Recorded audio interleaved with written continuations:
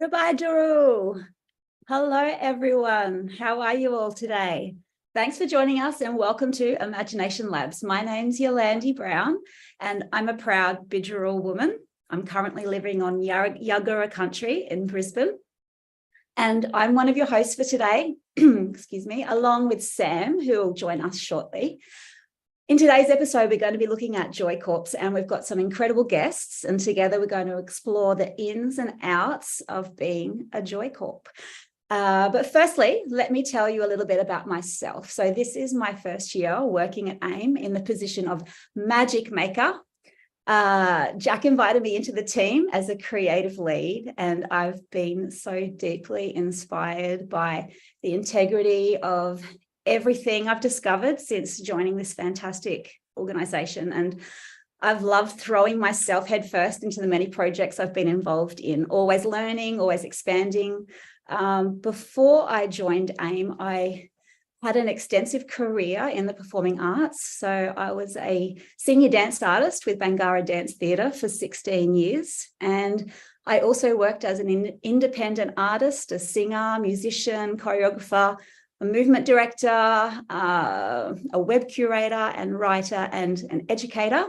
And most importantly, I'm a mum of 2 little boys. And looking back at why I chose dance as a career when I finished high school, it was because I've always loved moving. And this is one of the things that brings me joy. And it brings me into relation with not only my body, but with the people around me and the world around me and the systems within the systems and storytelling. So today I'd like to start by asking you to join me, and together we're going to do a little bit of moving. If you'd like to take your shoes off, please do so. But if you could all stand, that'd be great.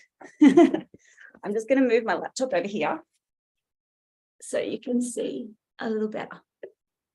So as we stand, we center ourselves, and I invite you to be an animator. And as you stand here, the floor peels away, the walls disappear, and you're standing on country. We look up to the sky and we breathe in. We look down at the earth and we breathe out. We look up to the sky, we breathe in, we see the clouds, we paint the colors in our mind. We look down to the floor and we feel the textures of earth underneath our feet, the little rocks, the sand, all of those little living beings under there. We breathe in, we reach to the sky.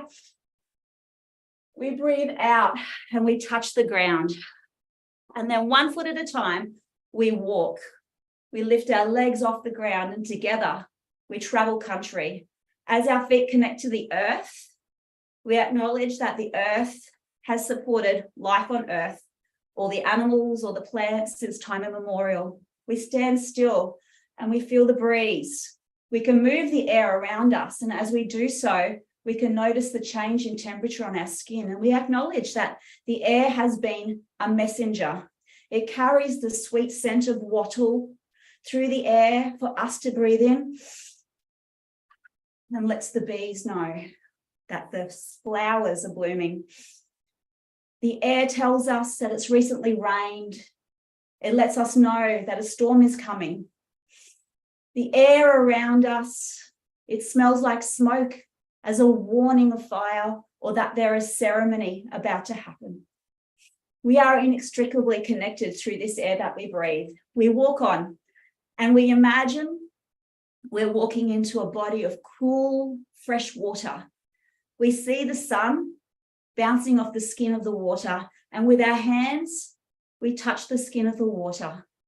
We can feel the temperature and we let our hands sink deeper into that water. We scoop it up and we pour it. We cleanse our arms and we cleanse our hair. And the water is so clean and pure, we're able to drink that water. We breathe in and drink. And we walk, we stir the air, we travel, we cleanse our skin. We walk, we trace the air, we travel, we cleanse our hair. We walk, we breathe, we travel, we take a drink. We walk, we smell the wattle, we travel, we cleanse our skin. And it's in this place that I would like us to reflect on the First Nations custodians of the lands, the many different lands on where we all gather today. And I acknowledge that through the elements, we are all connected, and that our First Nations elders, past and present, have always worked in reciprocity with these elements as caretakers. We don't own country, we belong to country. Always was and always will be. Thank you, everybody. I hope that woken up your all little cells in your body and makes you feel like you're in relation to yourself and to everyone that's joining us on the Zoom. So First Nations systems thinking is woven throughout everything that AIME does, and these values thread through the weave of Joy Corp. Before we start the Joy Corp discussion today, I'd like to jump into a beautiful film made by the AIME team called COGS, and this film expresses why we do what we do at AIME. So let's tune into this little film.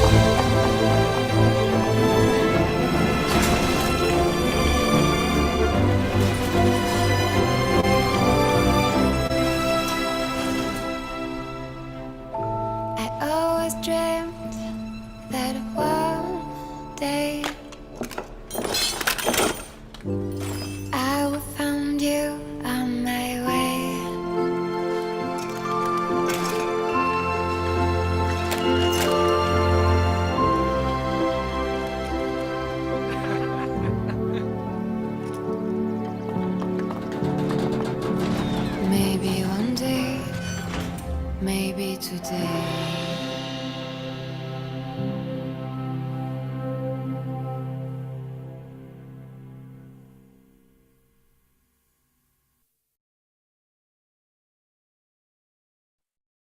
everyone. My name's Sam Shogi Jingiwala.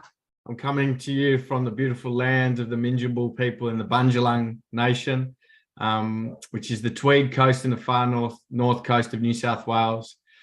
Thank you, Yolandi, for kicking us off with such a beautiful grounding activity and acknowledgement of the incredible lands that we get to call home. You truly are a magic maker. You took me to another place. And I think it's an incredible starting point for this great conversation that we're going to be having. Joy Corp is a model that is relatively new in the AIME world, however, has been building for many, many years in all the work that we've been doing at AIME and many years before that. For those who don't know, Joy Corp is an accreditation framework and a pathway for corporations to become more relationally healthy to people in the planet. It's built upon Indigenous knowledge systems, and Joy Corp is structured around 7 areas of systemic impact that aim to drive corporations to move beyond basic social and environmental responsibility towards becoming positive role models in an interconnected ecosystem. So the 7 levers of the Joy Corp framework, I think we might throw up a little visual if possible for those who like to see it in front of them. But the 7 levers are these. The first one is mentoring, which has been at the core and the heart of AIME since the very beginning, taking on a mentoring mindset and philosophy and then putting that into practice in a range of different ways throughout your organization. The second is intelligence from outside of the margins, centering with unlikely connections. Third is kindness. The fourth is nature. The fifth is joy. The sixth is peace, and the 7th and final is regeneration or intentional death. And it is with these 7 levers that make up the entirety of the Joy Corp model, and that is what's going to be driving our conversation today. So we're incredibly excited to have some great guests and panelists to join us from a range of different organizations and industries that are going to unpack the conversation of how we can bring the Joy Corp model to life from a range of different perspectives. So I'm going to throw to them to introduce themselves, your name, where you're from, a bit about your role in your organization, your connection and history with AIME, and most importantly, why you're interested in the Joy Corp model. So Paul Carney, the chair of the AIME board and the head of Carney Group, I might ask you to kick us off, and then if you can throw to the next panelist to do the introduction as well. Thanks very much, Sam, and thanks, Yolandi and Sam, for a great introduction to all of this. Every time, I'm not a full-time member of AIME, but every time I step away and then as I approach it, whether it's a board meeting or a conversation, I always get this spark of energy because of the people that are involved. So it's wonderful. As I mentioned, I'm Paul Carney. I'm down in Naarm in Melbourne on Wurundjeri country here. I run a financial services firm called Carney Group. I'm the CEO and founder. It's been running for a very long time. It's interesting, it's kind of, most people would think that financial services is pretty dry and pretty inert, etc. We have a particular role which we think is deeply relational with the people that we work with. And so this, all this conversation around the health of relations and how that's the thing that needs to promote, it deeply resonates with how we think about the world. I was fortunate enough to run into the AIME crew over in New York about 12 months ago when Jack Manning Bancroft and another member from the Indigenous Knowledge Systems Lab, Tyson Yunkaporta, were over there talking with Johnny Mayer and the Ethic crew around these fabulous ideas around establishment of nature fund, etc. And I was just very compelling few days as we worked through what that could become for the planet. And so following on from those conversations, I was invited to join the board, and I'm very privileged to be the chair. The Joy Corp model is something as soon as I heard the rustlings of the idea of a Joy Corp, it hit home with me. certainly in our organisation, and as I look across other organisations, I see this really deep need for organisations to play a really important societal role in the development health of society, not to be just extractive, business organisations where we are just, seeking profits and so on and so forth. And that goes for both the organisations and for the people involved. And Joy Corp, the spirit of Joy Corp, feeds that. Like the spirit of Joy Corp takes a quantum leap on anything that's available, and it's a magnificent, like a terrific framework for us to consider how we can really adopt an important role in the world via the organisations that we run, both for the people in the organisations, but also the people that surround it. So and I'm really feel very privileged to be in the early phases of it as we try and spark this into existence and get it running because the world needs it. So that's me. I'm going to pass on to Hayley. Thanks, Paul. Hi, team. I am Hayley. I am the head of people and culture at Simba Global. We are a global textile manufacturer. We are also on the Wurundjeri land, as Paul is.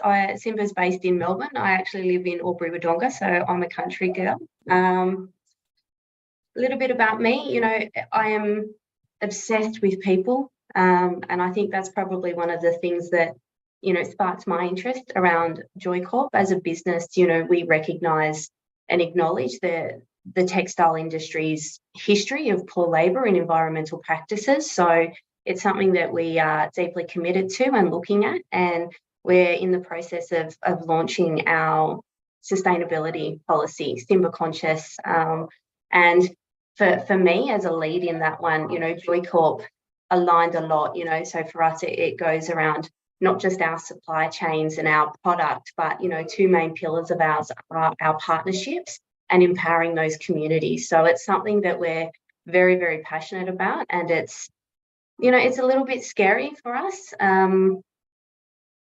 You're taking that leap outside the norm and those that are expected. But as a business, that's something that we actually really thrive on, and getting out of our comfort zone and pushing the boundaries in that space. So really excited, as Paul said, to be here and to be in these initial stages and seeing where this plays out, because as Yolandi said, the world is evolving into this space. So it's really, really exciting times.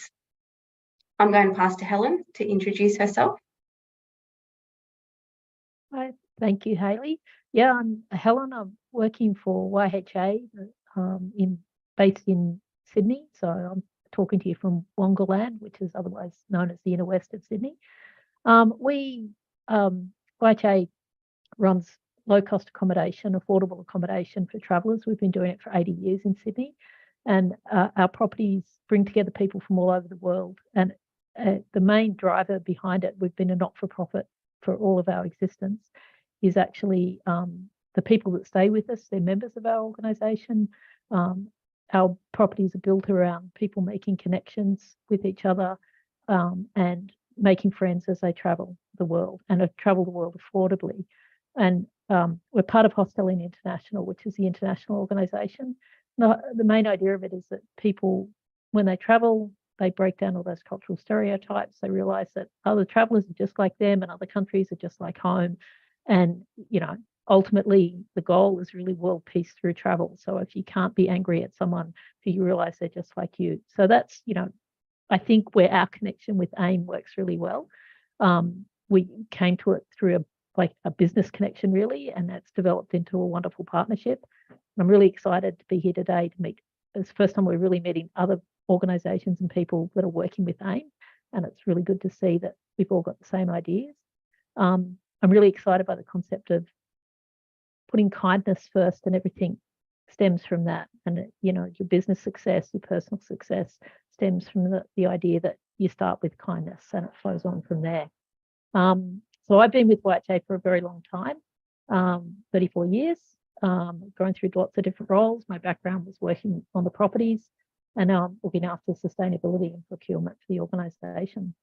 So I think I've covered everything. Yep. So I'll pass to Kate, I think. Thanks, Helen. Hi, everyone. My name's Kate. I am coming to you from Naarm, Melbourne, on the lands of the Wurundjeri people. I am the chair of the audit committee for AIME and on the board, and I feel very honoured. I've been given that opportunity. I joined about the same time as Paul, actually, from a chance conversation with Jack via my boss, and obviously got hooked on what AIME is doing. My day job is Chief Financial Officer for Seek, which is a big online employment marketplace. It's across 10 countries in Asia Pacific and Latin America. I've been my whole career really attracted to purpose-led organizations, and so Seek's purpose is to help people live fulfilling working lives and helping organizations succeed, which is not a bad thing to get up and do every morning. Why I'm interested in the AIME model, Joy Corp model that AIME is rolling out. I think that, we're right at a point in time where reporting for companies and organizations is really expanding into non-financial areas. I'm an accountant by trade, so I have to roll out the international sustainability standards next year for our company. And I can see that this focus on measuring impact an organization has on all stakeholders, not just financial stakeholders, is really taking off right now. And the Joy Corp model for me takes that concept even further.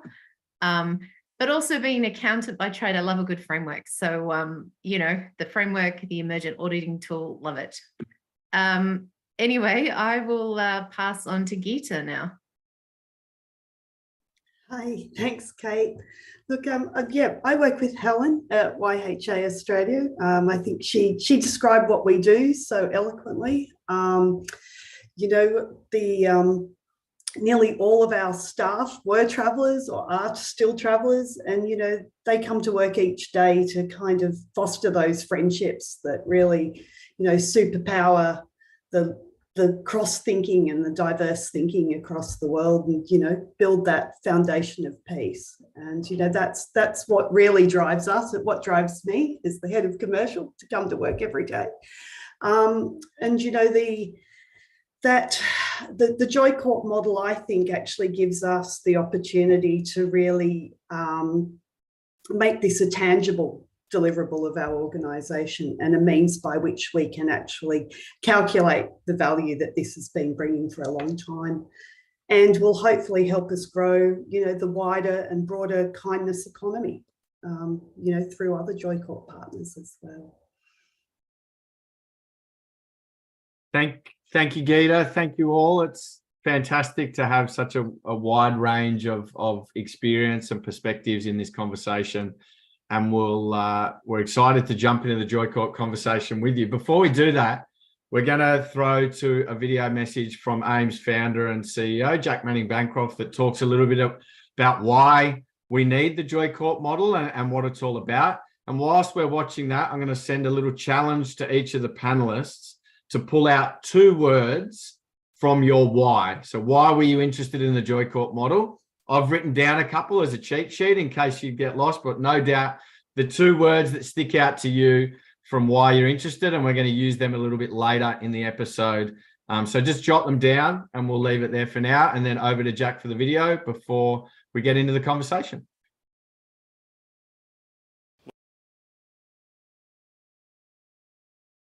Joystick inherited are networks that were set out to exclude people, to exclude nature from the design of our systems.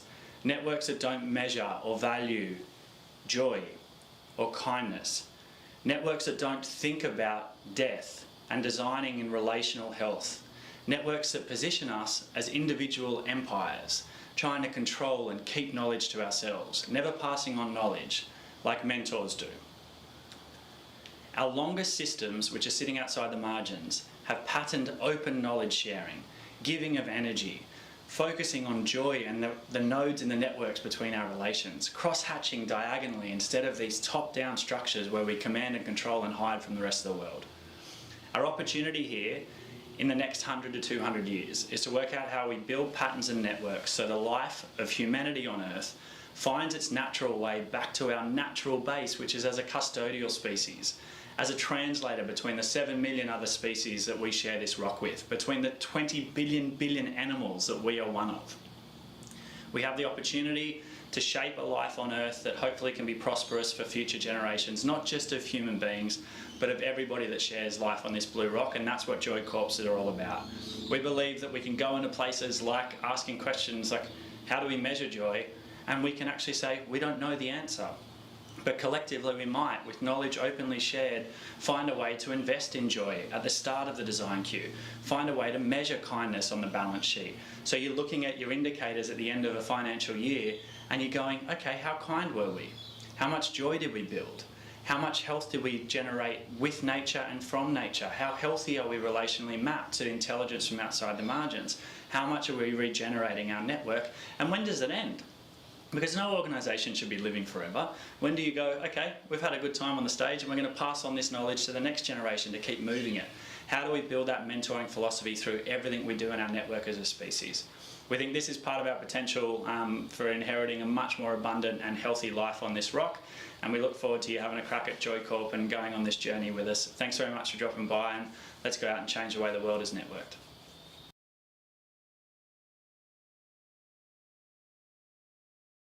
Great. So we're going to jump right into Joy Corp now, into the model, and start to unpack it from different perspectives. So I'm going to throw some questions out there for our guests to jump in and answer. First question, and just jump in.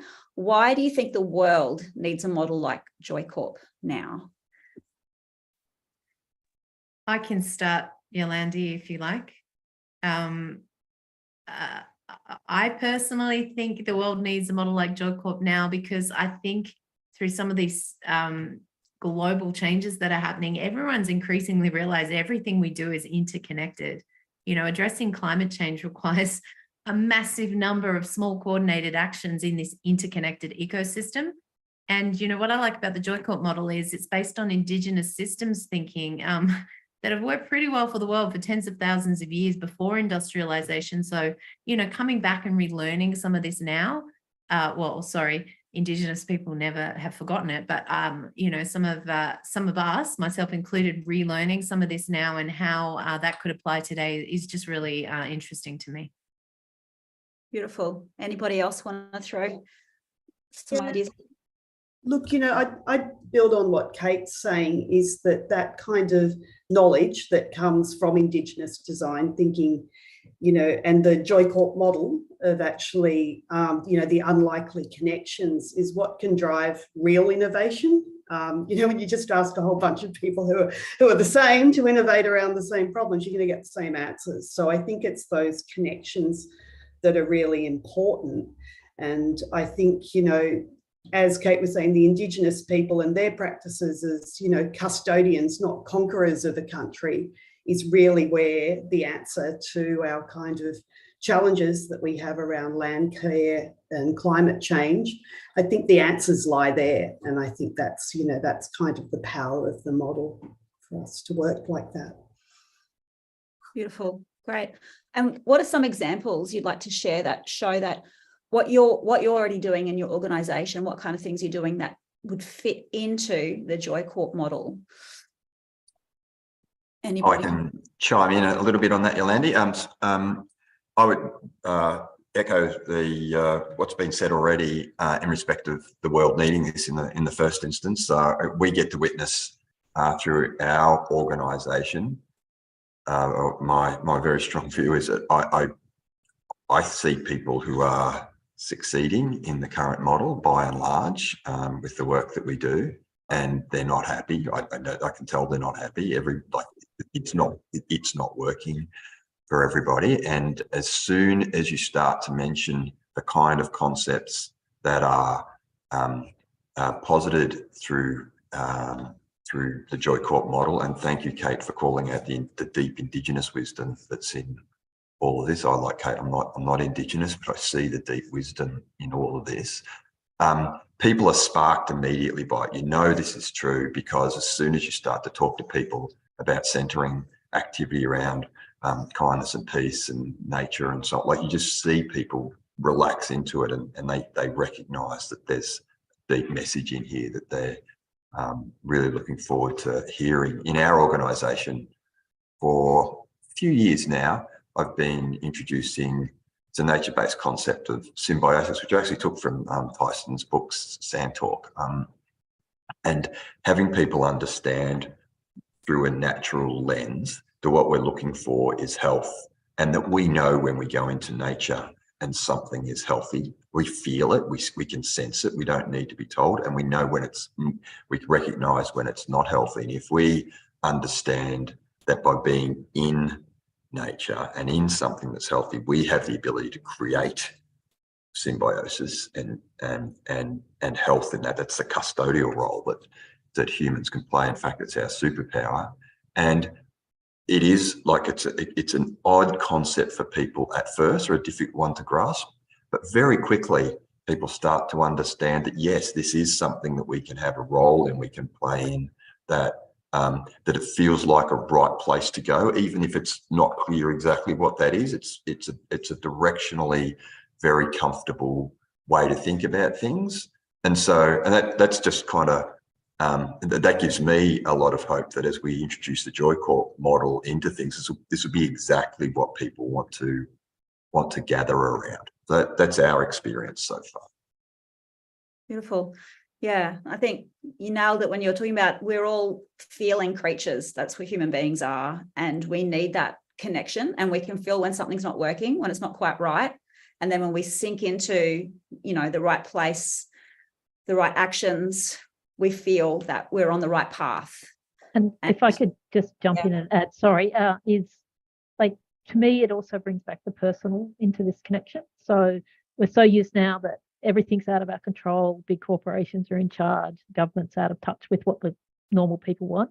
But we're going to work on the small changes that we can make, that we're in control of, and give people, the people that we're connecting with, that control back again, so that they can make their small changes that, as we all know, can snowball into something quite big and large. So I think Joy Corp humanises all of this again, and brings it back down to a personal level, and their connection with nature, with other people. So I think what I really like about the concept of Joy Corp. I love that, Helen. I love that, because at the end of the day, we're all human beings, and that kindness and that connection and lifting people up and making people shine is what this is all about. Really bringing it back to human beings as people that have feelings that, I love that, Helen. I love that. Hayley, in your introduction, you spoke about, I think it was Simba's sustainability, Simba conscious, yeah. Mm-hmm. And that there's some alignment with that already with the Joy Corp model. Would you mind sharing some examples of things that fit within that you see aligning with the Joy Corp model? Absolutely. So as I said, we acknowledge the textile industry's, history around, sustainability, poor labour practices, modern slavery. It's something that, we're very, very passionate about. We voluntarily create modern slavery statements. It's something that, we look at actively. So our sustainability policy is making better together. It's all about, this interconnection. It's not just our, movement that can do this. It's working with our partners, with our suppliers, with our people, with the connections that we've got around us to make change together for every person, every relationship, every community that we touch. We're creating better together.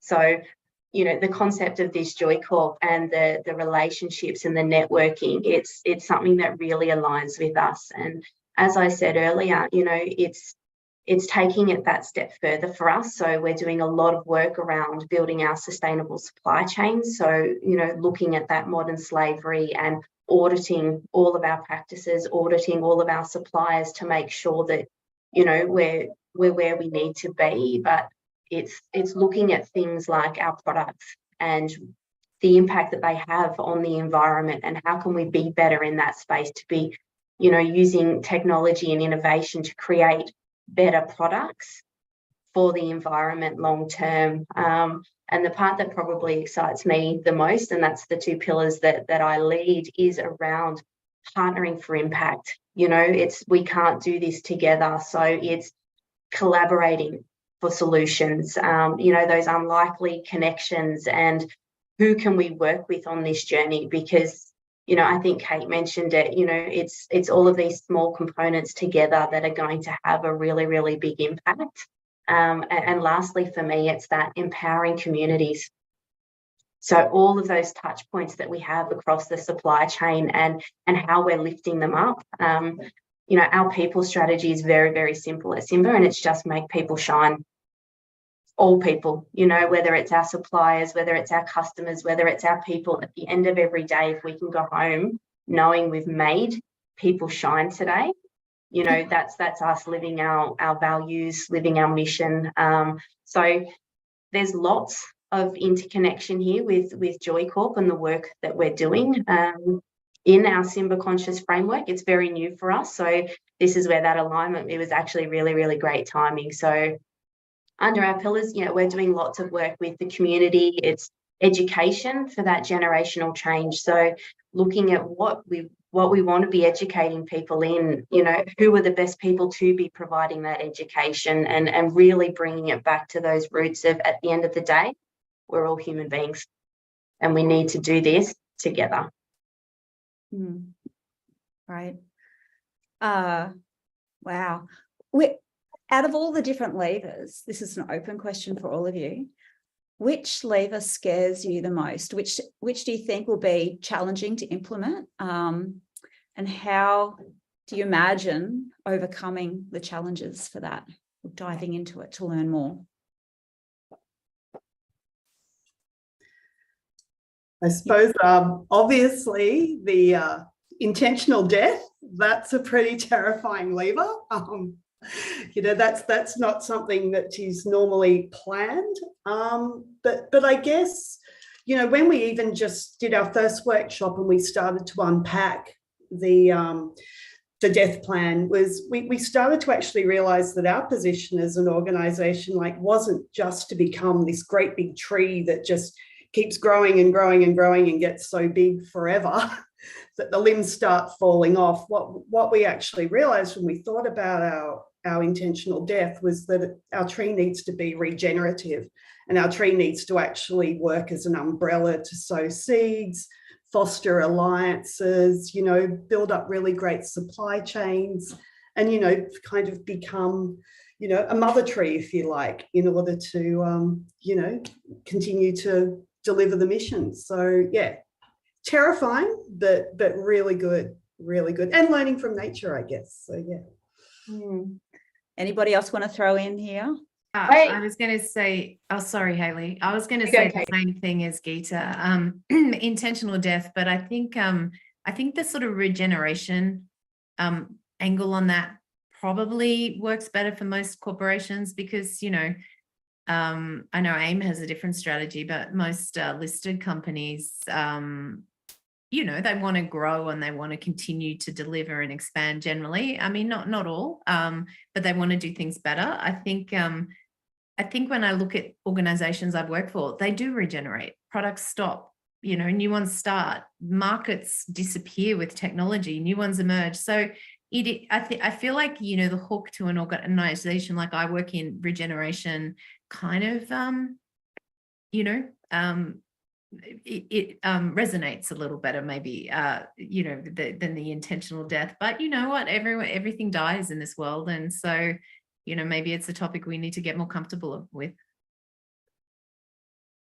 I think from my point of view, I'm not scared of any of the items. I know it's going to take a little bit of immersion for our people to be able to grasp these ideas. It'd be very healthy for them to do that, but it's just stewarding the journey, I suppose, being a custodian of the journey as this finds its way into the organisation, to allow people to not have allergic reactions to any of the ideas, but to bring them along so that they can embrace it in the time it takes them to be able to grapple these ideas, which are true ideas. They'll find them deep inside themselves, but we have buried that so far in our culture that it'll take a while to help it re-emerge.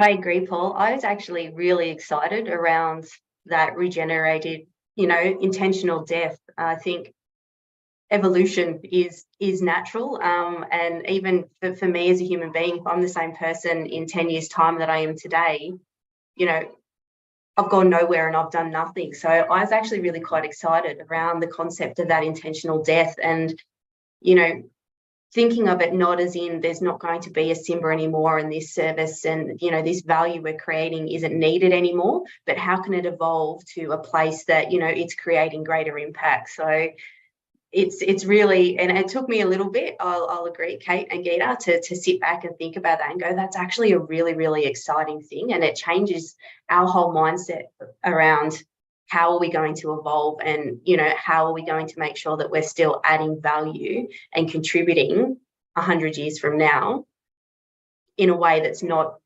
how we're doing things now. Well, you're not on your own with that initial reaction.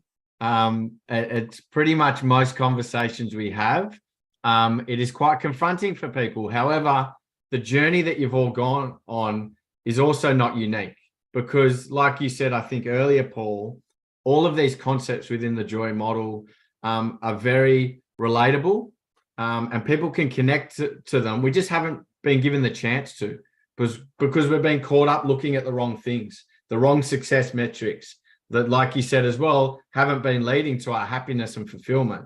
And so now what we're hoping to do is to look at bringing back these concepts and measures of success that have been embedded in Indigenous knowledge and systems for many, many years before us all, to bring them back to the forefront so that we can make healthier connections, decisions, relations in the future as well. We're going to dive into some specific questions. Love to hear about how in your world specifically you're bringing Joy Corp to life. Paul, we're going to start with you as the chair of the AIME board. You've played a role in reviewing and approving AIME's Joy Corp application. We're trying to beat the pack to become the first accredited Joy Corp, hopefully with all of you joining us collectively. But can you tell us a little bit about what this actually means practically for AIME, and from the perspective of the board and the governance framework and your role as chair? Yeah, and I'd invite Kate to comment as well. She's been intrinsically involved in this process too, if there's something you'd like to add to, Kate. But it's been wonderful to witness the thinking that's gone into it. What is really clear about Joy Corp is that these are ideas that a collection of ideas that have existed inside AIME and have been tethered together in a way that is really powerful for organisations to grasp. In doing that, in getting organisations to onboard authentically into the process, it's really important that there's a way of going through this that makes the accreditation very genuine. Like what the last thing that this needs to be is a ticker box kind of a thing. It needs to be something that an organisation takes on deeply inside itself. And so the cultivation of the messaging, a lot of these concepts, as we've been talking about, are concepts that are buried deep in our understanding and covered with layers and layers of commercial 200 years of, awful kind of hard-edged commercial stuff. And this needs to help organisations surface through those ideas what it is they're going to do to actually bring these to light. I mean, I remember the first time I saw the diagram which showed the 7 levers and how clearly that teased these ideas out. And so it's been wonderful to watch the organisation find a way to express this idea so that other organisations through the onboarding process have got an opportunity to be able to really get it, I suppose. And then, of course, for AIME, to tether together all the things that it's doing in its functions and roles into something that can be genuinely encapsulated. Obviously, as chair and as a board member, that needs to be it needs to be the very best. It needs to be spot on, and it is. But it's been really useful to see AIME make sure it's in the position to be able to be genuine about its accreditation process, and also this to be a really powerful exercise for how this gets expressed for other organisations to start to be on board. So I hope in some way that answers the question. But as I said, I'd invite Kate to, without trying to put you on the spot, Kate, if there's anything you'd like to add to that. No, I agree with all that, Paul. I guess with my background, I'm really interested also in measurement, like how, standing back, people are organizations ultimately, particularly in services and technology, it's all about the people. So, having happy, joyful people will mean they're more productive inside and outside of work, and I think that's really critical. But I also think that measuring this and having tools to audit it is really important, because it's important for trust. It's important for the model and the concept. Everyone's heard of greenwashing.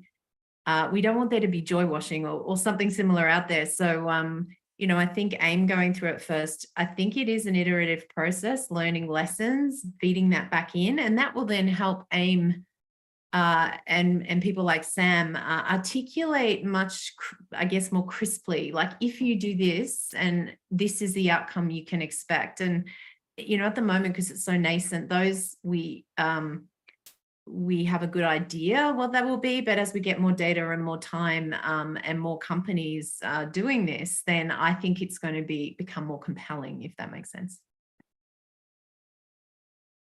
Yeah, it definitely does. Kate, you mentioned before your involvement in things like the new international sustainability standards and other frameworks like ESG. How do you see Joy Corp in the future, looking forward, integrating into these existing and other standards and frameworks and building on from those as well? Yeah, that's a good question. I don't know if I have 100% the answer, but the way I conceptualize it is, the accounting standards and sustainability standards are probably a subset of the Joy Corp model, and the Joy Corp model will expand and take these further and probably help knit everything together, actually. And that to me is quite powerful. I'm not sure, there's much more on that I can say at this point, but I love thinking in systems, and I can kind of see how they're sort of almost subsets of the big circle of the Joy Corp, or at least an overlapping, concentric circles or quite a big overlap, I suspect. But I feel like the Joy Corp model will test and push our thinking further than just the kind of quite narrow definitions we have at the moment, which I believe is a good start, but and you definitely need to start somewhere, but it has the potential to be much more. Fantastic. Yeah, it's a great vision. I was seeing somebody knitting with the Joy Corp model to bring it all together. I think that concept works well. Hayley, you've spoken a lot about people, your love for people, the role of people, but also that the Joy Corp model is a little bit out there in terms of what you've done and spoken about before. Tell us about how you think your people at Simba will embrace or approach the Joy Corp model if you're taking it on. I think it will be a little scary to start with, but it's around having those conversations. I think as a people, as an organisation, it's something that we're trying to do organically anyway. I know a lot of businesses talk about being a values-driven company, but it is 100% Simba. Our first value is we support, followed by we step up. So, we hire for people to live our values and fit our culture. Fit is very big for us. So as a collective, I think it's something that we would actually embrace, and giving people that space to think outside the square and to challenge their own beliefs a little bit and to be able to evolve as humans as well, I think is something that they would embrace if given the space to do so. Awesome. I look forward to seeing it emerge. Geeta and Helen, we were lucky enough to spend a bit of time with you and your team a few weeks ago, unpacking the different 7 levers and looking through the Joy Corp application. The first question in the application is to tap into your imagination and think as big and far as you can to paint a 50-year vision for how you see Joy Corp working within your organization. And we did that. We got the paints out, we gave you a canvas, and we got uncomfortable and we tapped into our imagination. We did some really, really incredible stuff that you blew us out of the water as to how much you jumped into it.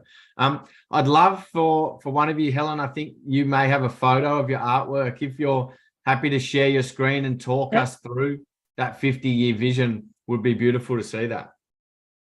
Yeah, I'll bring it up.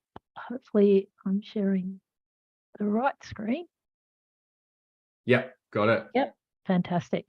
So we had a pretty diverse group at our workshop, from our CEO down to the intern, and we all really enjoyed the painting exercise. So this was one of our paintings. We did 2. It's a tree basically down there in the root system. There's a bit of confusion. There's all sorts of stuff. There's all of humanity. There's everything happening. We come up out of that root system into our beautiful diverse tree that's a home for birds and animals. It's giving life to the surrounding area. It's pulling in moisture from the air and the root system. And one of the things I like about this tree concept is that it's quite circular, a tree, when you think about it. It's bringing up stuff from the ground, it's growing from the earth, it gives back to the earth at the end, and it's a complete part of that cycle of nature. I know, Geeta, do you have anything else to say about the tree?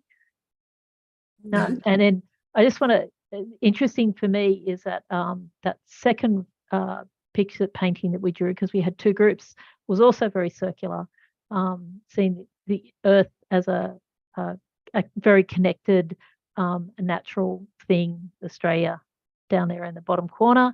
And the boxes around the outside are all the stories that we tell. I think I got that right, didn't I, Geeta? Yep. Yeah, so this was Geeta's group that painted this one. So what I like about the 2 paintings working together is that we envisage the whole thing as both of us independently as a something of a circular system. And that's, I don't get it. Anything else to add? No, only that it was such a magical moment. Yeah. To see our CEO looking very uncomfortable with a paintbrush in his hands, but also just when we then talked further and started to unpack our strategies for each of the pillars, how well they then aligned back into these pictures that we painted an hour ago. So, that was really powerful and quite surprising, and a really great exercise. And we've got them hanging up in our office now. So. Yeah, which is why they're a photo when I'm here at home. So, yeah, it was really good. Yeah. Thank you, Helen and Geeta. And I guess just for everyone watching and those there, like, that's something that our team can do with you to help walk yourselves and your leaders and your interns through the process of the Joy Corp model. And like I said, the YHA team in 2 different groups painted those paintings and that 50-year vision in, I think, something like 20 minutes. So it's incredible what you can do when you're provided the space and the environment to think big and tap into the imagination. I'm keeping an eye on the time. We're going to jump to the final question and go around the group. We want to know why you like working with AIME, and most importantly, why you want your organizations to become a Joy Corp. And if there are anyone that's down the path already, what are the next steps that you're putting in action to make that happen? So, Geeta, you've taken yourself off mute. Lead us away to answer that one, and then throw the next panelist, and then Yolandi's going to pick up to round us off. Great. Well, look, our next steps really came out of our workshops. So, what we're going to do is kind of foster the unlikely connections ourselves. So we're going to set up 7 joy divisions or joy squads to tackle a pillar each. Because these joy squads, I think, will actually be the really tactical delivery on the ground of joy, but they will also run in parallel. For me, the real light bulb moment was like, how do I fit this in with our RAP, with our sustainability action plan, with our other personal development plans?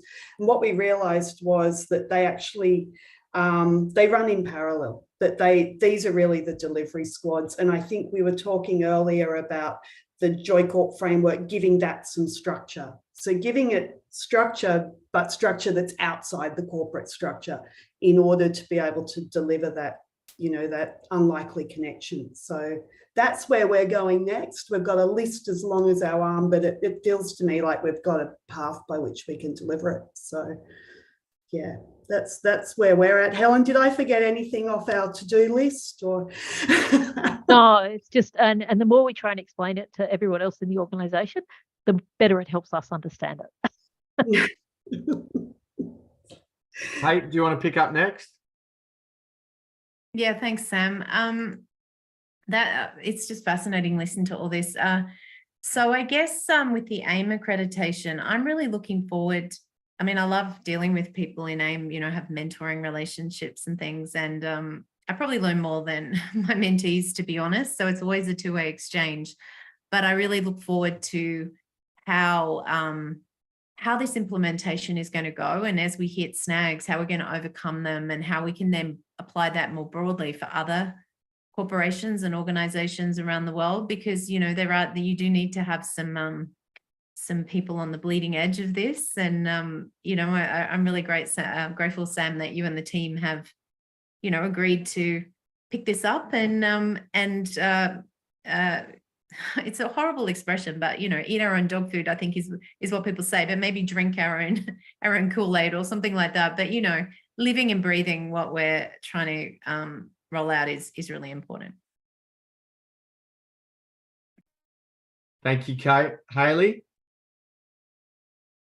Well, we are very much in the infancy stages of our Joy Corp. Some of my key stakeholders in the business aren't even in the country at the moment. So, being able to sit down and have these conversations, but boy, I just got excited listening to Geeta and Helen and where they're at with this journey and some of the ideas that they've got. So it's breaking down some of those barriers. And I think we've all acknowledged that it's going to be a little different and it's going to be a little scary, but through these connections and this networking, getting those ideas and sharing these stories and really bringing it back to these systems that have been, in play for tens of thousands of years, it stops that walking on eggshells. We're all here together. So it's an exciting journey, and it's something that, I'm looking forward to progressing with. We've been working with AIME and the hoodie campaign for, many years now in supplying hoodies. For us, it's that evolution and very much like Geeta said, how does that embed into our sustainability policy? How does it embed into our personal development policies? I'm just really excited to see where we go with this. Thanks, Hayley. And Paul? It's very energizing to hear the conversation around all of this and to hear YHA and this sort of pathway you're off and rolling. It's wonderful. I've taken the tack of seeding the ideas with a few of our the key people who will be involved in starting to roll this out, to let them kind of digest it and grapple with the ideas in the background. We're always going to be getting into it in mid-July, so we're right there now doing that. So we're about to move into it. I really like Kate's framing around, and I can see this as being I don't want to use inert words, but it's kind of a capsule or something where so many of the things that we do in our organisation can be seen within this framework. So yeah, it's such an exciting idea, and you know, we're just right at the point now of looking forward to getting started with it.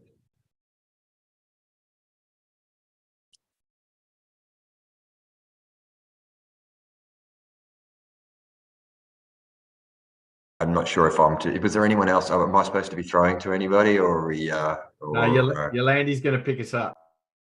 And I was trying, but I was on mute. That's the way it goes. Yeah, so thanks for all of that. Now, I'm going to throw back to the task that you were given at the start of today, where you wrote down 2 words. The words were about why we need a joy model, joy Corp model. And so I'm going to bring us back into relation with our brains and our bodies and our imagination. And I'm going to throw around the room. And when you say each word, you're going to do a gesture that we can all then do and learn. And it'll form a tiny little phrase. Okay. So I'm going to start with Helen.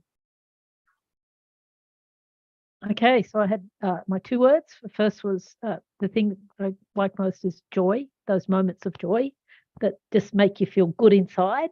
And the other one is obviously connection. So people connecting with each other, because that's so much about what we're about. Yeah. Love it. That's beautiful. Okay, Geeta. Okay. I chose peace. So there's my symbol for peace. And then I had an economy, but I don't know how what would be an economy. Well, an economy is like giving and receiving, isn't it? Oh, that's great. I love it. Okay. Peace. Peace and an economy. And economy. So let's do the first 2. So we have joy and we have connection. We have peace and economy. Okay. Hayley, take it away. My first word was better, and I don't have an action for better. And my second word was together. Oh, okay. So together. Together. And what do you think is better? So better is growing something, isn't it? It's nurturing it. Coming better. Did I just freeze? Together. No, we've got you. I think I've frozen. We can hear you. We can hear you. Uh-oh. We can hear you, Yolandi. Oh. You're up now, Sam. Yeah. Okay. Yep. You'll have to do all the actions then. Yeah, that's good. Better and together. Kate. I had equity, which I thought maybe scales. Scales. Yeah. And nature, and I'm really struggling for a symbol for nature. Helen. Oh, there's a couple. Okay. We've got out. Yeah. Okay. Yeah, okay, that's fine. I'll go with that one. Yeah, fantastic. And Paul? My 2 words were health, which I don't know. I don't know if that's a good thing for health or not. And the other was relation. Not quite the same as connection, but relation. Okay. Health, relation.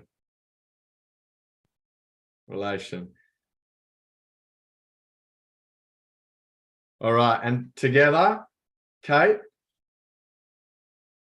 Sorry? Together and nature, wasn't it? Together. No, mine was equity and nature. Equity. Yeah. But equity and okay. Yeah. Fantastic. Yolandi, you back? On mute. I'm going to go from the start. We're going to recap. We have joy, connection, peace, economy. Did we work out better? Better, together. Then we had equity. What was equity? Sorry, equity. And then I missed out on the rest. Nature. And the last 2. Kate. No, it was Paul. Paul had health and relation. Relation. Let's do it one more time. Okay, here we go. And joy, connection, peace, economy, better, together, equity, nature, health, and relation. Beautiful. Thank you. That was a great way. We brought ourselves into relation through this. We finished with the word relation, and we can carry these words through us for the next week to charge us with inspiration. Thank you all very much. Apologies, we've gone a little bit over time. It's been incredible to have you in this conversation and to start this journey with you all. Just a couple of quick notes to finish off. This conversation of Joy Corp is building towards the launch of Imagi-Nation in October. So we're working with organizations like yourselves and others to get those applications in and ready and submitted so that you can join us on that Imagi-Nation journey from October. So if you're interested, please come and talk to us and we can help you work through that application. And we're super excited to be starting this journey with you all. So thank you very much. Enjoy the rest of your week and your weekend, and I'll chat to you all soon. Thanks, guys. Thanks. Bye. Bye, everybody. See ya.